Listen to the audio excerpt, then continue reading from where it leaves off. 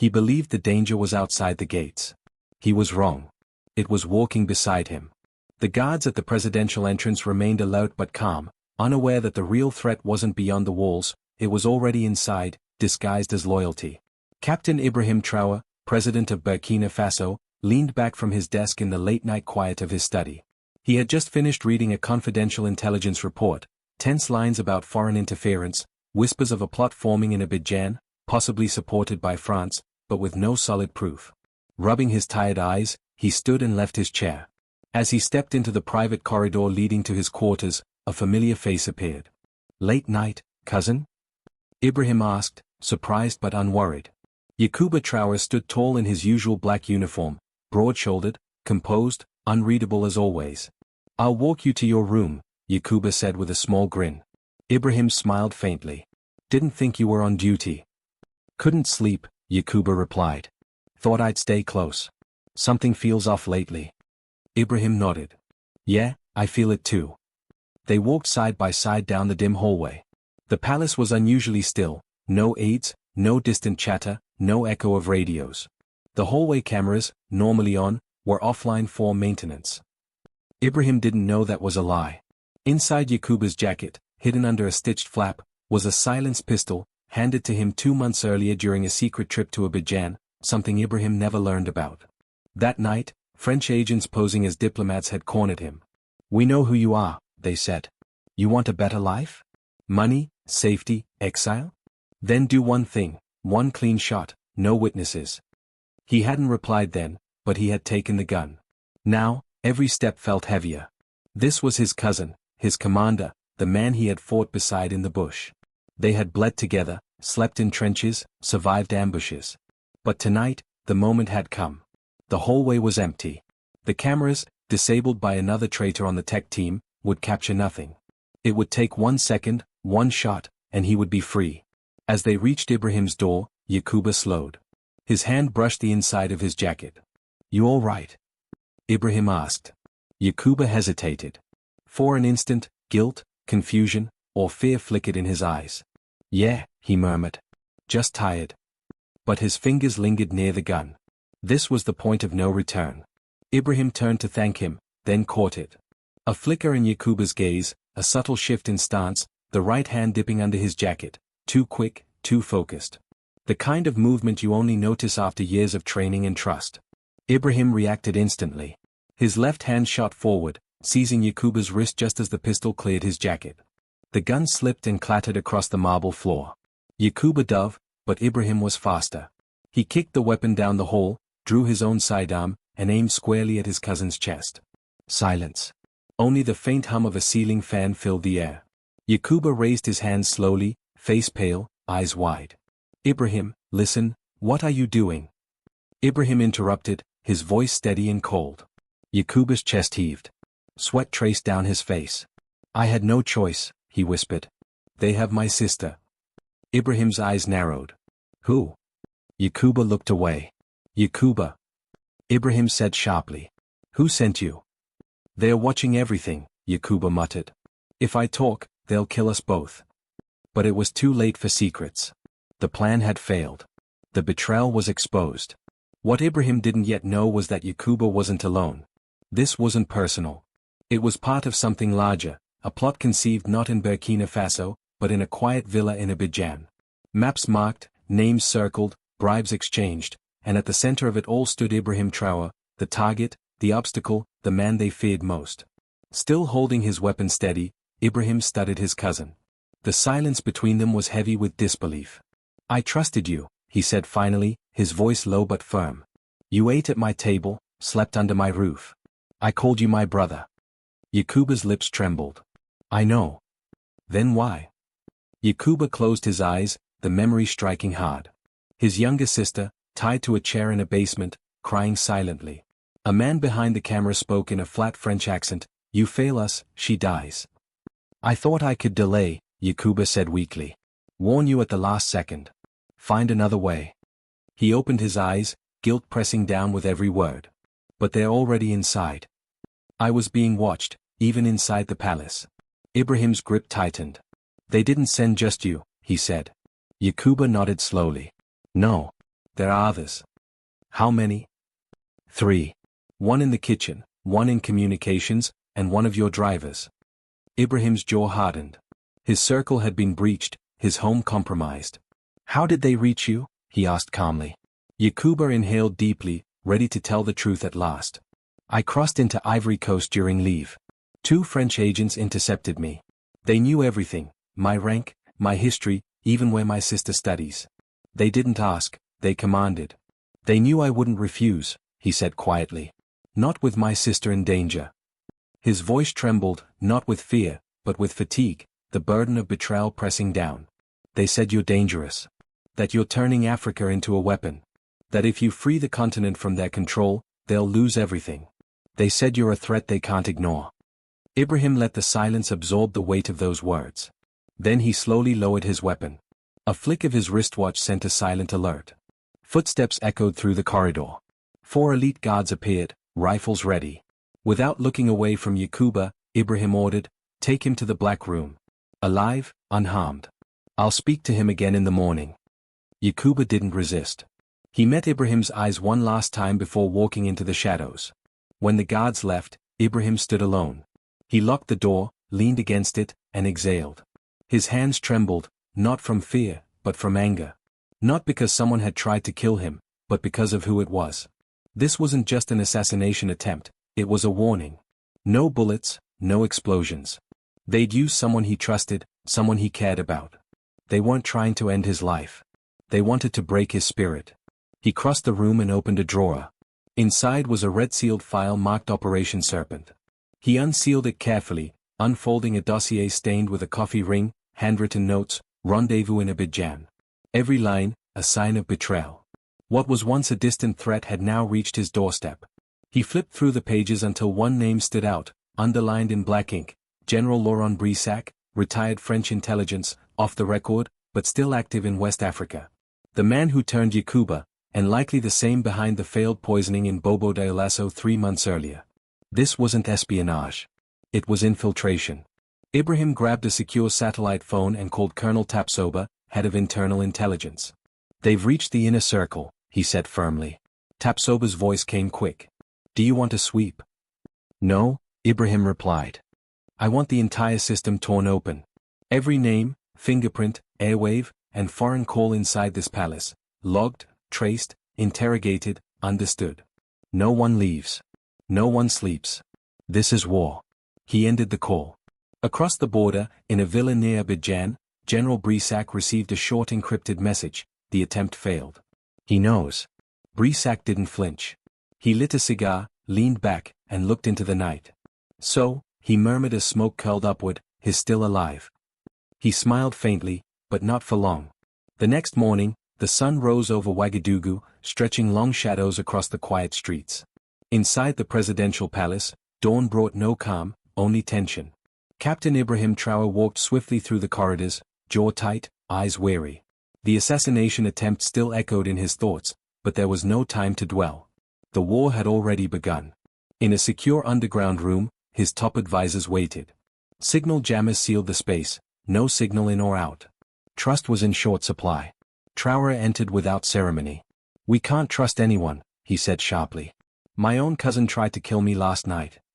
A wave of shock rippled across the room. Lieutenant Traoré, head of security, stood immediately. We've launched a full sweep, staff, vendors, visitors. Reviewing logs and surveillance now. It won't be enough, Traoré replied.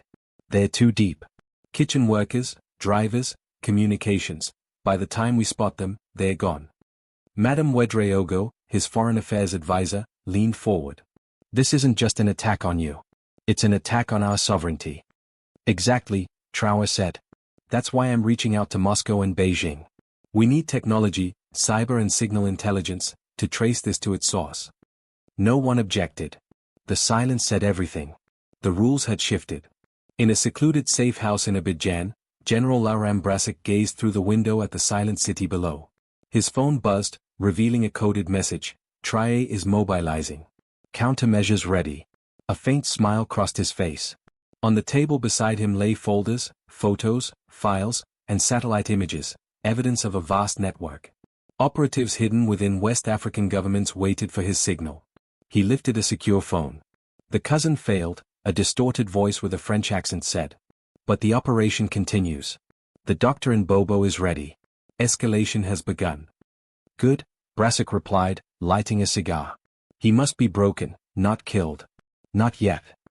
Back in Ouagadougou, President Traoré sat in his office, staring into the courtyard. His thoughts returned to Yakuba, his cousin, once trusted, now imprisoned. He could still see the guilt and fear in Yakuba's eyes. They turned family into weapons, he thought. His phone buzzed. Colonel Tapsoba, head of intelligence, reported, "We've begun interrogations.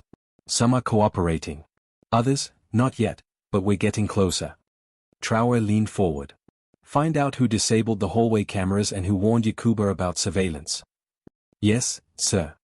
Moments later, a young officer burst through the door, pale and tense.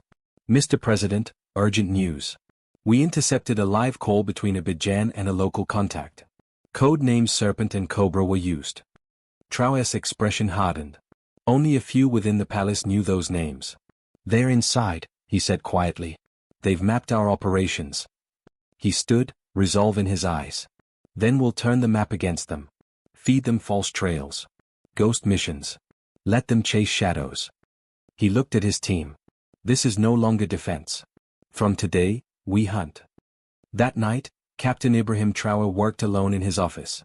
The hum of electronics and the steady ticking of a clock filled the air.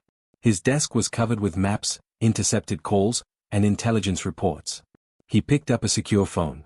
"General," he said calmly, "this isn't just a palace matter anymore. It's a war for Africa's future, and we will win." He hung up. Outside, a figure moved silently near the garden wall, watching, then disappearing into the darkness. The game was far from over. It had only just begun. The palace became a fortress. Guards were doubled, systems upgraded and re-encrypted. Every staff member, regardless of rank, was rechecked. But fear spread faster than any reform.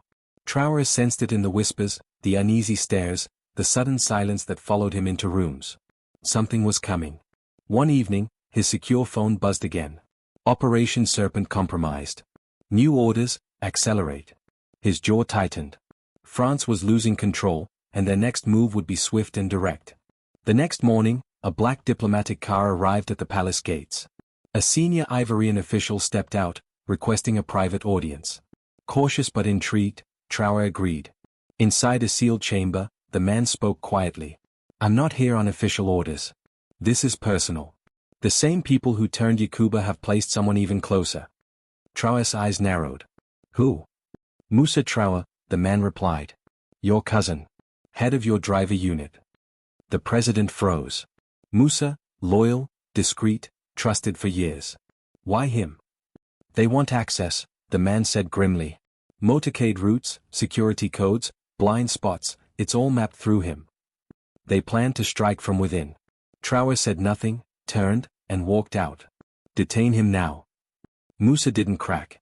He denied everything, calm, clear, steady. No panic, no hesitation. His either innocent, one interrogator murmured, or exceptionally trained. Behind the mirrored glass, Traoré watched. His own blood had become a question mark. Then an idea emerged. He called his closest advisors. "We stop reacting," he said. "It's time to take control." The plan: don't break Moussa or Yakuba, use them. Both would remain under watch but appear forgiven. Their messages to French handlers would continue, this time written by Traoré's intelligence team. Colonel Tapsoba frowned. "You're turning them into double agents." "They're not agents," Traoré replied. "They're pieces, and this is our board now." The trap was set. Moussa and Yakuba resumed contact. Every word they sent was false. Troop positions, fake weaknesses, planned disinformation, and the enemy believed it. Inside the palace, every move was part of a larger game. French operatives adjusted their strategy, unaware they were following a script.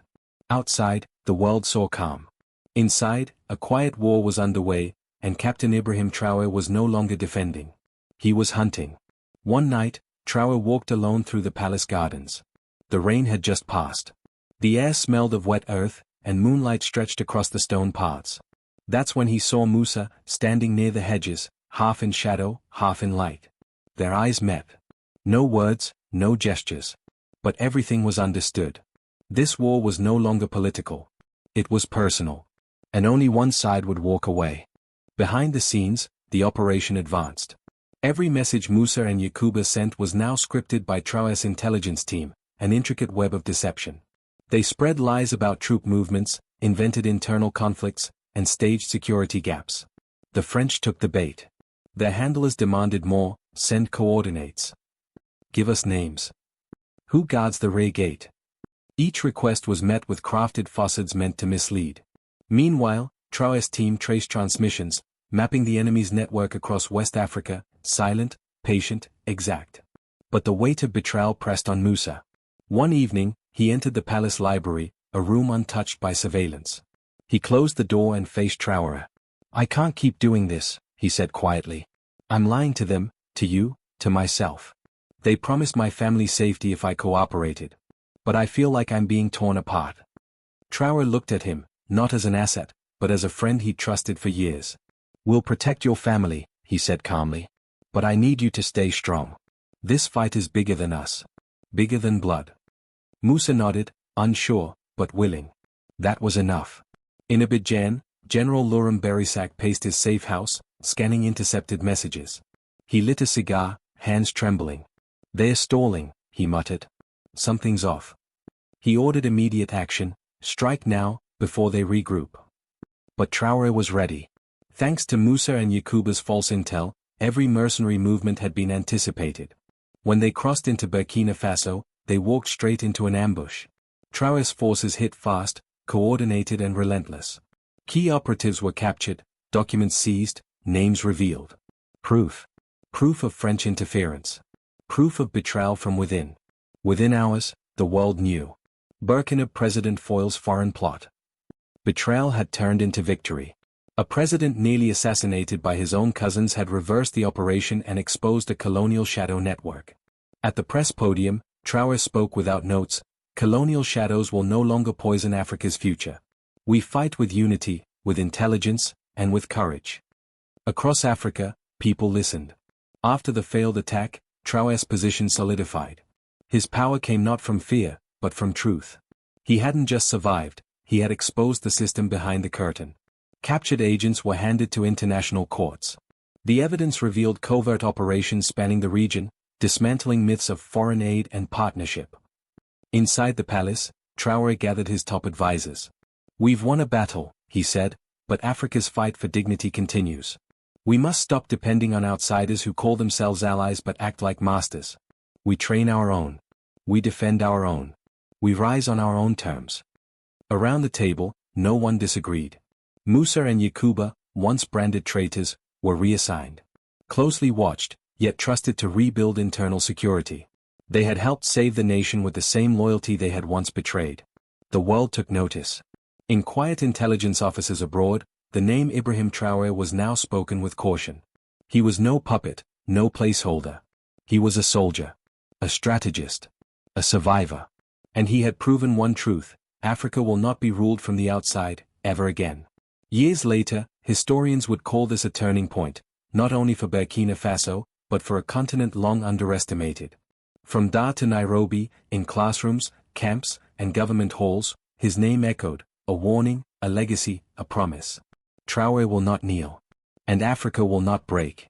If this story inspired you, if you believe in an Africa rising, where betrayal becomes strength and truth defeats power, like the video and subscribe for more stories they don't want you to hear. We're just getting started. The next chapter is coming. Stay sharp. Stay free.